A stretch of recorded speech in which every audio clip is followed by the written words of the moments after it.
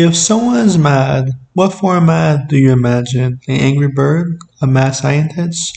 A mad scientist who is named after Frankenstein?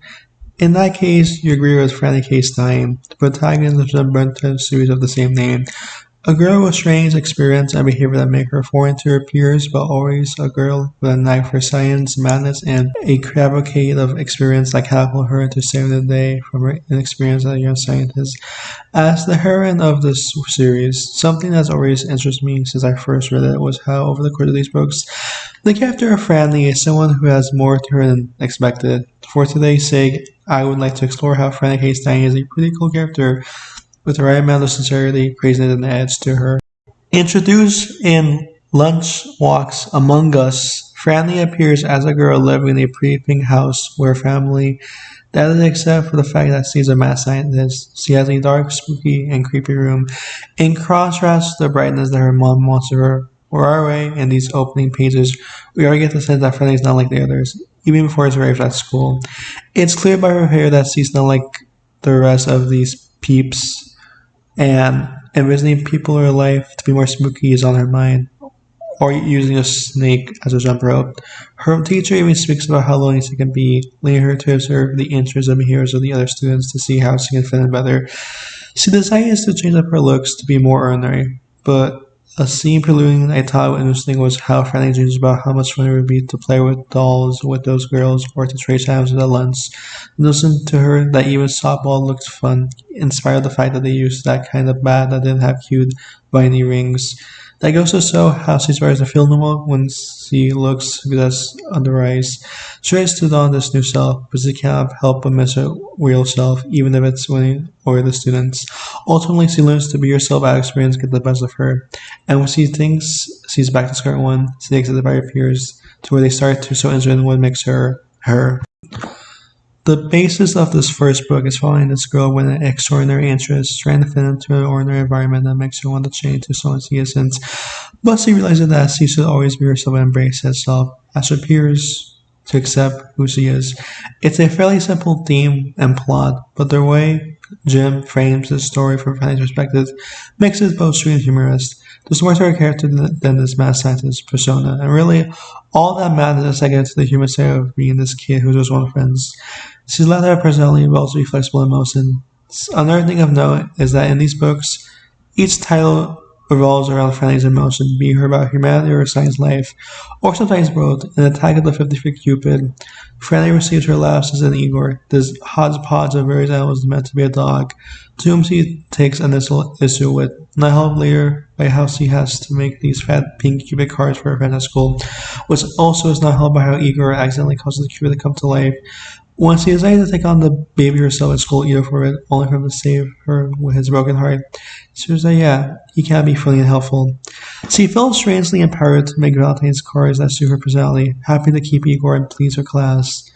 What this book does to show no trait of Franny is in depth, which is her actual frustration with her highest points and learning to accept people who they can offer, and contrast to the first book, where people are learning to accept who she is.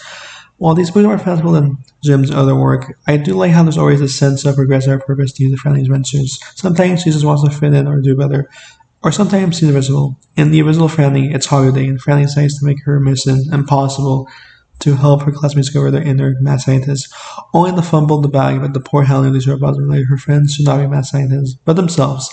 Adding another trait of hers, her ability to let others be who they are, apparently to how others allow her to be herself in the original. Or the same with Igor in the second book, which has become the recurrent theme of these books so far. But in the time that Fran forgot, where Franny's been more wild in interventions, it gets revealed that her middle name is Kissy Pie, so she goes back in time. To the past as a baby to change her last name, and to the future to see the consequences of her actions. She literally laughed at, so he has to laugh with them, and not how you get the best of her.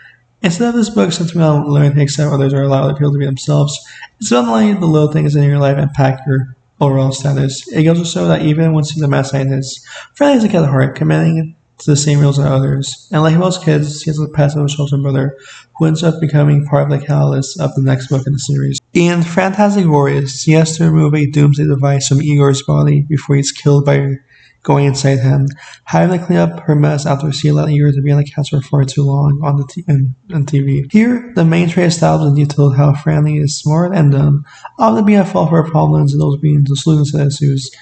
This also repeats in the Fran with four brains, where Franny becomes overwhelmed by the extra activities that have led her to create robotic clones to do the lifting while she spends her time in the lab. Before coming to the conclusion that her mom, that people don't need to be excellent at everything and she's working on what they have passion for.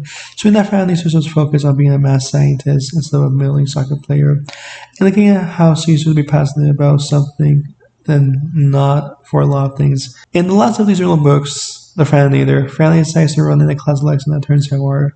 In the mirror, Franny didn't see a little girl who had won a class anymore. She's that leader, the president of a country, the president of the United States of America. Her attempts to win an actual election, as per an order Franny's reason, gets twisted to prevent her management of the world, brought down to earth, and a scientist stick with telling the truth for their brother, and not letting the Franny win. While it might range in quality or quantity, the clear focus of these books is that everything comes back to Franny as a character and not Franny's own layer of insanity that can tear her face off. There's a presence that promotes some kind of idea with Franny's thoughts and personalities. She's more of an athlete than a man, the walking the line of the former sincerity and longing underneath all the dark humor they serve you, and the loud crudeness of horror that make eyeballs pop out. Of course, we get the idea of Franny wanting to have friends in the first book, and given she's grown to be more accepted almost merely, that's not the main vocal point of her character, just the olive branch that grows on, as I explained prior. Semi recently, Jim released a new set of Franny Stein books, where inherits through the philosophy of the original run. In about her day, Franny convinces her mom wants her to change her looks, and she decides to alter her appearance to find beauty, only to discover that she already has it, even if it's not the normal kind. A bit of a rehassle of the first book, but more directed at her mom than students or school, and focus on her looks rather than interests. In Recipe for Disaster, Franny builds a muffin man to make muffins for her school funding, causing isolation between her and the rest of the community after they become addicted to it, having to pull herself to stop it after seeing the bad future for everyone ahead if she doesn't stop. While the idea of Layden having to clean up are nothing to the Franny, they have more stakes as it starts to affect more than herself. Expanding on previous stories in the series, while doing something new with appeal in each work. In the most recent book, Mood Science is all about Franny personalities and characteristics. Franny has to help out her grandmother while working on an invention that combines things together. Up to the part where there's a moment to lose her temper, Stan and Igor. When it looks like she won't forgive him for how he won't forgive her, she decides to remove all true personality from ornaments from her into separate parts, causing her to no longer care about anything, even if she and the rest of the world are starting to become toads. As always, she has to learn to console her and regain her feelings, because of how angry she has become for herself, to see the day and regain her relationship with Igor, with the help of her granny and other Frannys. Given that the book hinges on Franny's emotions, I enjoy that the book handles all of these sides of her. Sure, there's more than four emotions, but they're all larger emotions we have seen in the past. Everyone seems to Igor, he tries to make up to her and him at the same time, out of regret, and once he wakes up to her senses, then the rest of the world is suffering because of her actions. She's beginning to feel upset with herself. It's another progression of the direction that these books have headed into since the start. One of the best abilities that Jim has in art is giving more layers to his characters that seem one-dimensional stories, but a lot more myriads. In his other most famous works, The Diary, one of the main characters is Angeline, the most popular girl in school. At the start, Jamie envisions her as the slowest husband being, which is then portrayed to the audience as we were supposed to believe was he's like. But across the books and as far back as the first, it's clear that Angeline has kindness in the heart to her, which is expanded across each title that eventually grows to Jimmy forming a power fence for her in spite of all the hesitation. And not just with a side character, but he also excels when handling the main protagonist of the series. At the core, Franny is a young girl who still wants to learn. She's inexperienced to most of what life has to offer, and she has a ton ahead of her. Her experience are in childless and design insecurity in some way fashion. But like herself, however, Franny is also someone with clear aspirations and desires that shows great interest in what she works hard to achieve. Even the answers to fix a lot of it. Even when she's rude to her friends or family, she does have an effort to make up for them. And she does have plenty of normal elements besides the science, allowing for a more grounded character that is allowed to be extraordinary, while dabbing something that is allowed to we can latch onto. The best scene of the series that Purvis lays is really that last book, where Franny is trying to remove any sort of emotions she has, following her disappointment in herself for being upset at Igor for the wrong reasons and sailing on him, even if it does backfire on her, and not possibly villains people have to lie to her because of her actions. She has to go up to it. Each book also follows this formula of Franny not being the probably think out experience Things turning out bad and having to fix things from getting worse. And also learning about something yourself. But I don't mind it when Jim experienced with the tones and scenarios finds herself in. It can be major as a living a bad hair day and how minor it can be. Or it can also be much more major or having to become a kaiju to stop keeping wrecking the city. The inspiration for Franny came from Jim's own daughter, who had a fondness for curiosity about a child, and in his words, given that the world loved chaos starting to young girls in that sort of area, he decided to create a series for his daughter to make her happy to have a character to live up to. While in Atana, I believe his old child is beyond his family. Franny's character has a lot to admire from his of science experience, purple hair, and other things. But I think the emotional heart and emphasis Martin brought to her stories is what made her stand the test of time. How much time has friends forgot. I mean, she's not supposed to be jealous of the pretty girl. She's supposed to be jealous of Midnight Fury, Penny Krieger, Hasuke Niuzo, and Marine Ninakro. I remember, it's simply just fun.